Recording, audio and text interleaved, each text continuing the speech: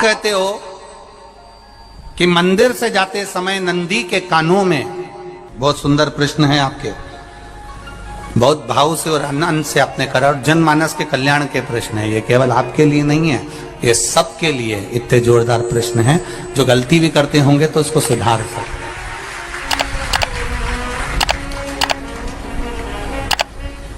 आपने कहा कि नंदी के कानों में कहना चाहिए, लोग हंसते हैं, कहते हैं बताओ वो नंदी के कानों में भगवान को कहना चाहिए।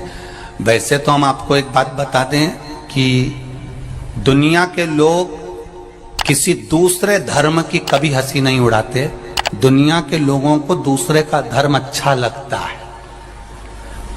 दुनिया के लोग सबसे ज्यादा हंसी उड़ाते हैं तो हमारे सनातन धर्म की ही उड़ाते हैं, और जी खुद उड़ाते हैं, दूसरा उड़ाने वाला नहीं होता। दूर के ढोल हमें समझ में आते हैं, उसका धर्म हमें समझ में आ गया, उनका क्या है, ऐसा है, आओ कुछ नहीं, उनके धर्म में ऐसा है, कितना आनंद हमें दूसरे के धर्म में लग रहा है, और हमारा सनातन धर्म हमको बुरा लगता है। हमारे सनातन धर्म हमें बुरा लगने लगा। अरे भाई, लोग कहते हैं कि नंदी के कान में कहते हो, ये कोई हमारे पुराणों में या शास्त्रों में लिखा है? भगवती बहन साहू, आपको धन्यवाद देना चाहूंगा और एक बात कहना चाहूंगा, जितनी भी शिव महापुराण के अंतर्गत चाहे उपाय जो बताए जाते हैं कि बेलपत्री ऐसे चढ़ाना, काली मिर्च ऐसे चढ़ाना, चावल ऐसे चढ़ाना, धतूरा का क्या महत्व है, शमी के पत्ते का क्या महत्व है, बेलपत्री के पत्ते का क्या महत्व है, ये जितनी भी बातें बताई जाती हैं ये सब पुराण के अंतर्गत से बताई जाती है। अब दुनिया के लोग इसको चाहे टोटका कह दें, चाहे दुनिया के लोग इसे टोना कह दें, पर पुराण से हटकर कुछ नहीं। और आप लोगों को अगर बोला है कि नंदी के कान में कहकर भगवान शंकर के मन में बात पहुंचे, तो ये क्यों कहा, तो ये भी हमारी शिव महापुराण में लिखा है, जलंधर के चरित्र में। कोई आपसे कहे कि नंदी के कान में बोलने से क्या होता है, ये जलंधर का चरित्र कह रहा है। मां पार्वती जी का हस्त कमल पकड़कर जलंधर लेकर जाने लगा।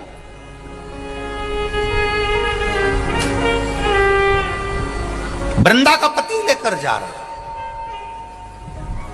वृंदा तो भगवान की भक्ति में लीन रहती थी, उसको तो जलंधर को सबसे ज्यादा तकलीफ थी नारायण से, पर शिव के पास आ गया, क्योंकि ईर्षा प्रवृत्ति, अभी कथा में कहा, कोई कोई ऐसा होता है जिसको तुमसे बेर नहीं होता तो भी अंदर से ईर्षा जाग जाती है। कोई कोई ऐसा होगा जिसको अंदर से ईर्षा जागती है, अपने आप अंदर से ईर्षा जागती है, उसका कोई बेर नहीं, और ईर्षा जाग रही, भीतर से ईर्षा जाग। ना आप उससे मिले हो, ना कभी वो आप उसके सामने बैठे हो। कई लोग किसी ना किसी की बुराई करते हैं तो हम लोग पूछ भी लेते हैं, क्यों साहब उनसे मिलकर आए हो क्या तुम? कभी नहीं मिल किया, कभी उनका सामना हुआ नहीं हुआ, तो फिर बुराई क्यों कर रहा? एक ने कर दी थी इसलिए हमारे ध्यान में था तो हमने भी कर दी। लो, वो कुआं में डूब के मरेगा तो तू भी मरेगा का? नहीं साहब। नंदी सामने बैठा है, गणेश जी को मालूम पड़ गया, कार्तिकेय को मालूम पड़ गया, मां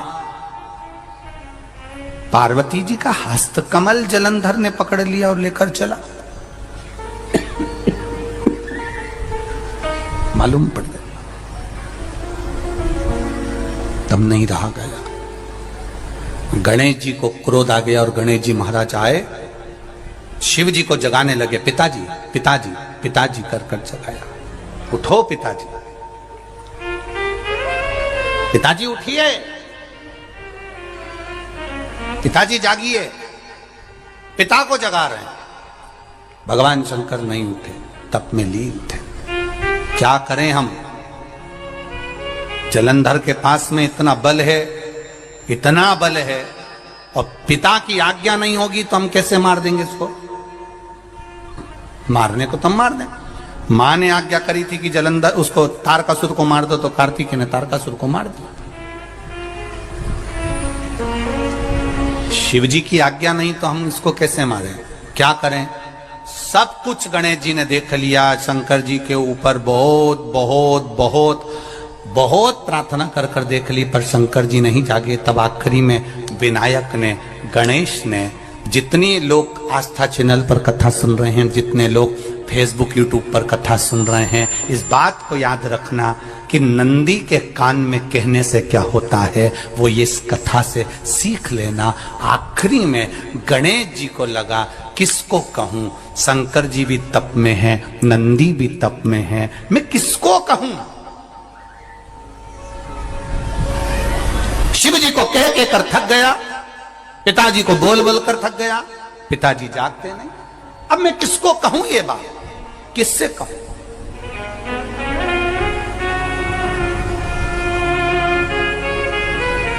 विनायक गए सीधे अब नंदी के पास में। नंदी भी तप में लीन थे, शंकर जी की ओर मुख था,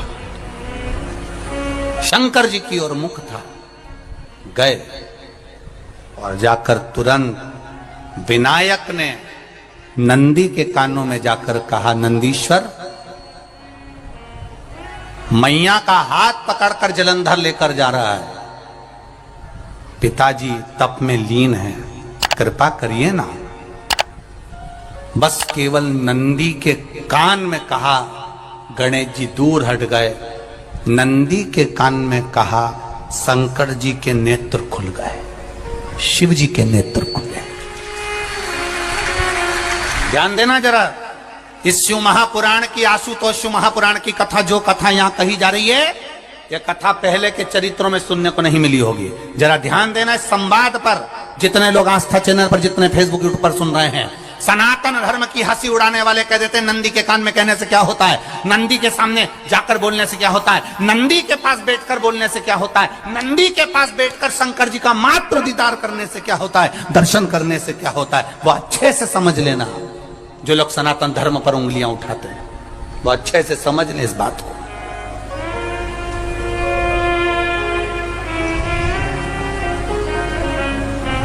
क्या होता है? नंदी तप में लीन, शिवजी तप में लीन, शिव नहीं उठ रहे। विनायक ने नंदी के कानों में जाकर कह दिया, नंदी के कान में जाकर कहा, नंदी के नेत्र नहीं खुले। नेत्र किसके खुले? जम के बोलो, महादेव के खुले हैं, शिव जी के खुले हैं। ये मन का तार। नंदी शंकर की आराधना कर रहे थे, शिव अपनी भक्ति में डूबे थे। यहां कहा, यहां पहुंचा, जो दिल में था उस तक बात पहुंच गई। नंदी के दिल में शिव थे, तुम कहे, नंदी ने शंकर तक बात पहुंचा दी। वो सूत्र जो बंधा था दिल से दिल तक का, वो पहुंच गया। वो सूत्र जो दिल से दिल तक बंधा हुआ था, मन से बंधा हुआ था, खबर वहां तक पहुंच गई, खबर पहुंच गई। उसको जानो, लुटाइए, ये मौका मिला है आनंद का, दिल से प्रेम लुटाओ। नंदी से कहा, नंदी ने देवादिदेव महादेव से नहीं कहा, केवल नंदी आंख बंद कर कर बैठे थे। कहते से ही भगवान गणेश के शब्द शिव जी तक पहुंच गए, शिव जी के नेत्र खुल गए और उन्होंने जलंधर के पास पहुंचकर पार्वती जी का हस्त कमल छुड़वाया। जरा विचार करिएगा, आप नंदी से कहते हो मेरे महादेव तक बात पहुंच जाती है, आपको केवल नंदी से प्रेम से कहना है, नंदीश्वर मेरे बाबा, ए मेरे बाबा, आप रोज शिव जी को लेकर भ्रमण पर निकलते हो, मुझे बहुत दुख है, आप मेरे दुख को मिटाने के लिए मेरे दरवाजे पर क्यों नहीं आते? नंदीश्वर से कहा, शिव जी तक बात पहुंच जाएगी, शंकर के नेत्र आपके लिए खुल जाएंगे और महादेव आपके यहां खड़ा है। मेरा महादेव आपके पास में खड़ा मिले। आशुतोष शिव महापुराण की कथा कहती है, लोग कहते हैं नंदी को कहने से क्या होता है, ये शिव तत्व की कथा आशुतोष शिव महापुराण कह रही है। कहा वहां तक पहुंचा, दिल से दिल का कंठ। जो भगवान नंदी के कानों में कुछ कहकर आते हैं, बोले हो कभी? सीधे बोल देते हो क्या जाकर? नंदी के कानों में कहने का भी एक तरीका है। आप लोगों को मालूम होगा वो तरीका? नहीं मालूम? ये बेलपत्री की जो डंडी रहती है ना, बीच का जो भाग है, ध्यान दिए ना जरा सा, ये बीच की जो डंडी है, फिर से देखिए, बेलपत्री के 2 पत्ते और उसके पास में जो बीच की जो डंडी का भाग है, दिख रहा है आप लोगों को?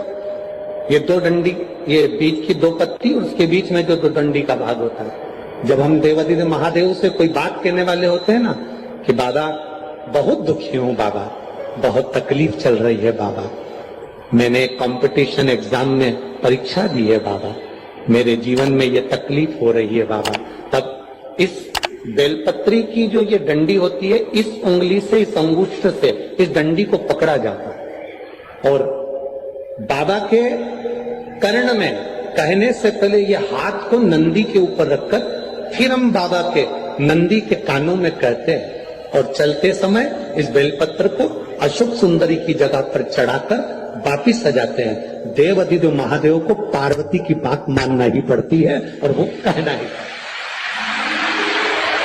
ये बेलपत्र की महत्व, ये जितना फल एक बेलपत्र की पत्ती में उतना की उतना फल।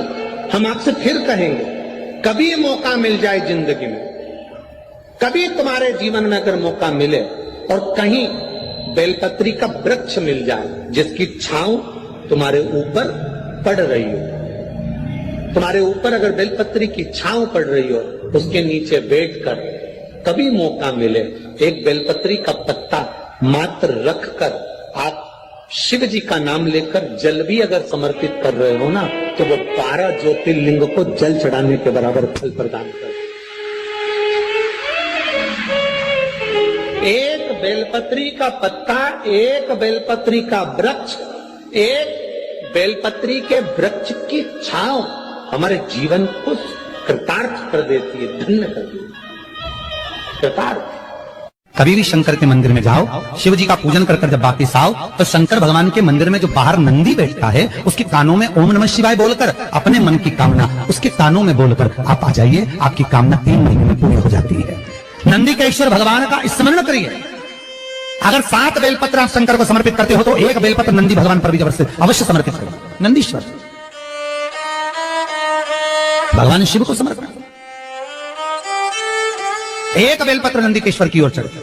और बहुत ध्यान दीजिए महाराज, अगर कोई काम अटक रहा है, नहीं हो रहा, बहुत प्रयास करा, तो भगवान शंकर के मंदिर में 5 बेलपत्र चढ़ाइए।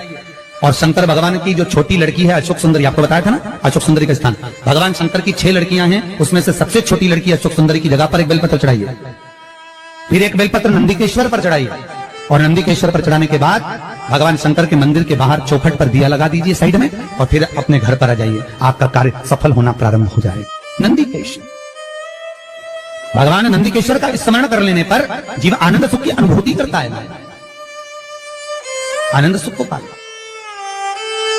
भगवान नंदीकेश्वर का पूरी दुनिया में केवल एक केदारनाथ ही एक ऐसा है जहां पर ओम कुंड विराजमान है। कौन सा कुंड है वहां पर? ओम कुंड। जो बच्चा हकलाता है, तोतला बोलता है या गूंगा होता है, जिसकी वाणी नहीं होती, वो अगर ओम कुंड पर जाकर ओम बोलने का प्रयास करता है तो जितनी देर तक उसके मुंह से घुन्न की आवाज निकलती है, उतनी देर तक ओम कुंड में से पानी का बुलबुला निकलता रहता है। और 7 या 8 बार बोलने से व्यक्ति हकलाना छोड़ देता है, तोतला बोलना छोड़ देता है और उसकी वाणी आ जाती है। वो ओम कुंड केदारनाथ जी में बसता है। कहां बसता है? किसी ने कहा, गुरुजी आप कहते हो कि शिव महापुराण की कथा सुनने वाले, शंकर का भजन करने वाले, शिव महापुराण कथा श्रवण करने वाले, शंकर के मंदिर में जाने वाले, शिव जी पे 1 लोटा जल चढ़ाने वाले, इनकी 71 पीढ़ी तर जाती है। आप कह रहे हो 71 पीढ़ी तर जाती है, हम कह रहे हैं हाँ शिव महापुराण वर्णन करती है, उसमें क्या दिक्कत है? ऐसा होता है? हमने कहा एक बात बताओ, तुम्हारे कुल में, तुम्हारे परिवार में, तुम्हारे घर में नहीं, तुम्हारे काका बाबा रिश्तेदार में अगर कोई मर गया तो उसकी सूतक तुमको लगेगी कि नहीं लगेगी? अरे बोलो, जम के बोलो, लगेगी ना। 5-6 पीढ़ी में कोई मर गया, सूतक तुमको लगेगी। 5-6 पीढ़ी में किसी के यहां बच्चा हो गया, बेटा हो गया, सावड़ तुमको लगेगी कि नहीं लगेगी? लगेगी ना। जब तुम्हारे 7 पीढ़ी में अगर कोई मरता है तो सूतक तुमको लगती है, उसी तरह जो 1 लोटा जल चढ़ाता है उसके पुण्य का आनंद 71 पीढ़ी तक चले जाता है। यह कोई साधारणता नहीं है हमारा। पुण्य 71 पीढ़ी तक जाता है, 71 पीढ़ी तक। आपका करा गया भजन, आपका किया गया कीर्तन, आपका किया गया मंत्र जाप, आपका किया गया नाम जाप, आपका किया गया स्मरण, ये आपकी कई पीढ़ियों को तार देता है, कई पीढ़ियों को।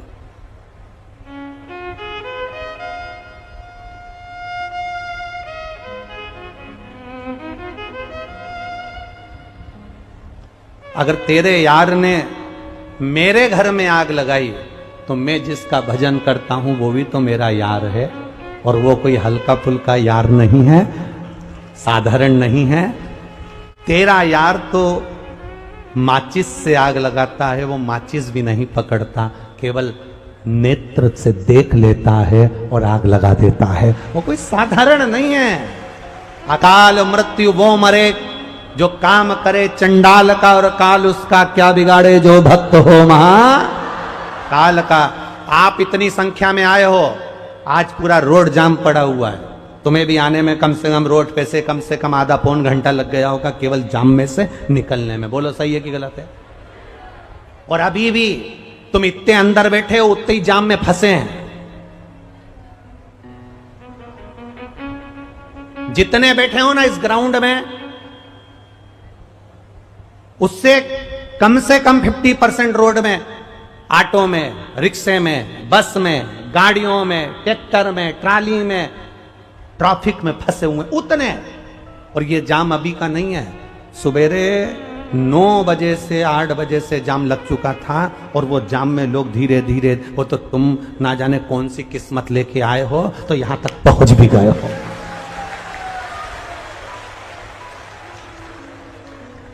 पूरा हाईवे जाम पड़ा हुआ है, पूरा हाईवे।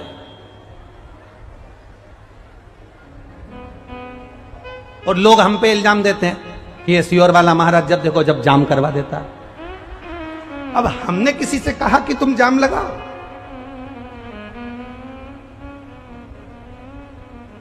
अरे भाई, कलयुग में शिव युग आया है, महादेव ये तेरा रक्षाया। अगर ये कलयुग में शिवयुग दिख रहा है, अगर ये कलयुग में इतने भक्त नजर आ रहे हैं, पंडाल छोटे पड़े जा रहे हैं, अगर कलयुग में कहीं कोई को सभा करना होती है ना, किसी अच्छे से अच्छे को भी, अगर विद्वान से विद्वान नेता को भी सभा करना रहती है तो 200-300 और खाना और गाड़ी सब लगी होती है, पर उसके बाद भी लोग सभा में नहीं पहुंचते। यहां तो 500 भी तुम्हारे लगे हैं और पंखा भी तुम्हारा है, और चलकर भी तुम पहुंचे हो, उसके बाद भी शिव की भक्ति में डूबे पड़े हुए हो। यह शिव तत्व, यह शिव की भक्ति है। और ये कथा तो कल समापन हो जाएगी। कल तो टीवी पर कथा 2 बजे से 5 बजे होगी, पर यहां पर जो खगड़िया में जो कथा होगी वो सुबह 9 बजे से 12 बजे हो जाएगी। ये कथा तो यहाँ कल 12 बजे विराम हो जाएगी, टीवी पे 2 से 5 देख लोगे। अब यहाँ टीवी पे जितने सुन रहे हैं ना राजस्थान वाले, उनके बैग तैयार हो चुके हैं पुष्कर राज आने के लिए। जितने राजस्थान के, ये केवल एक जगह का कम नहीं है। और तो राजस्थान वालों का भला हुआ, उनको 2 कथा मिली है, एक सावन के महीने में, एक पुष्कर राज में मिली है ब्रह्मा जी का। भारत की भूमि में केवल एक ही मंदिर है पुष्कर जी में, पूरे दुनिया में एक मंदिर ब्रह्मा का पुष्कर राज में। तो एक तो मिल गई पुष्कर राज अजमेर वालों को, और दूसरी मिल गई वो कथा 5 तारीख से चालू होगी, 11 तारीख को विराम होगी, 1 बजे से 4 बजे तक होगी। 11 तारीख को विराम होगी, 12 तारीख को अलवर राजस्थान में चालू हो जाएगी। तो ये 2 कथा राजस्थान वालों को मिल गई, और दोनों का समय 1 बजे से 4 बजे तक, 5 से 11 यहां चलेगी, 11 तारीख को वो पूरी होगी, 12 तारीख को वहां चालू होगी। भक्ति में डूबे हुए हैं हमारे शिव।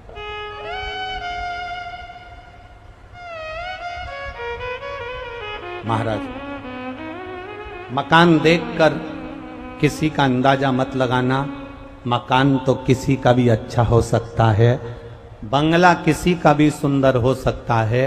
सुंदरता बंगले से नहीं होती, सुंदरता मकान से नहीं होती, सुंदरता अपने दिल से, मन से होती है कि उसके मकान में रहने वाले व्यक्ति कैसे,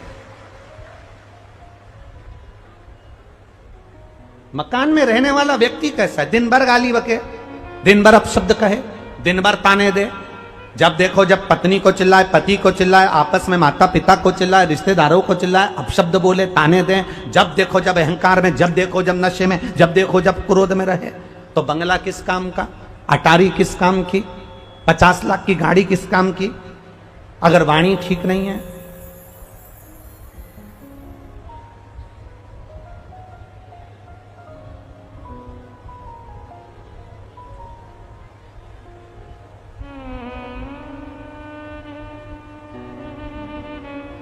उस वाणी का फिर महत्व क्या है, गाड़ी का महत्व क्या है जब वाणी ठीक ना। शिलाद मुनि जिसने शिव जी से वर प्राप्त करा था और शंकर भगवान को ले जाकर नंदी ने जहां छोड़ दिया था, नंदी ने जहां छोड़ दिया, शिलाद मुनि को भगवान पत्थर में भी फूल पैदा कर देता है। हम फिर निवेदन करेंगे, जिनके घर में 25-25 साल तक भी औलाद नहीं हुई हो, तुम रूका जी का नाम लेना। सफेद आंकड़े की जड़ पति पत्नी दोनों जाना, आंकड़े की जड़ पति पत्नी दोनों जाएं, रजस्वला धर्म के 7वें दिन उस जड़ को लाएं, शंकर जी के मंदिर में जाएं, तुम रूका जी का नाम लेकर उस जड़ को 21 बार बाबा पर से घुमाकर प्रार्थना कर कर मंदिर में ही देव अधिदेव महादेव के शिवलिंग का दर्शन करते हुए नारी अपनी कमर में लाल धागे में जड़ बांध ले और बाबा को 1 लोटा जल चढ़ाना रोज चालू करे, 1 बेलपत्री चढ़ाना चालू करे, बाबा से रोज प्रार्थना करे। कभी बेलपत्र सेवन करते बन जाए तो करो, नहीं तो जल चढ़ाकर आचमन करो और बाबा से प्रार्थना करना, बाबा सबको दिखा लिया, सबके सामने झोली फैला ली, ना जाने कहां कहां जाकर मैंने सिर झुका लिया, अब तेरे भरोसे पर हूं, कहीं नहीं जाऊंगी, अब गोदी में संतान देगा तो तू देगा, तेरे यहां से मिलेगा। और इस व्यासपीठ ने देखा, किसी के यहां 3, किसी के यहां 2, यही बाबा की कृपा है, उसकी करुणा। कोई के यहाँ 30 साल में, कोई के यहाँ 35 साल में, कोई के यहाँ 25 साल में, कोई के यहाँ 22 साल में इस व्यासपीठ ने देखा कि संतानों की प्राप्ति है। ये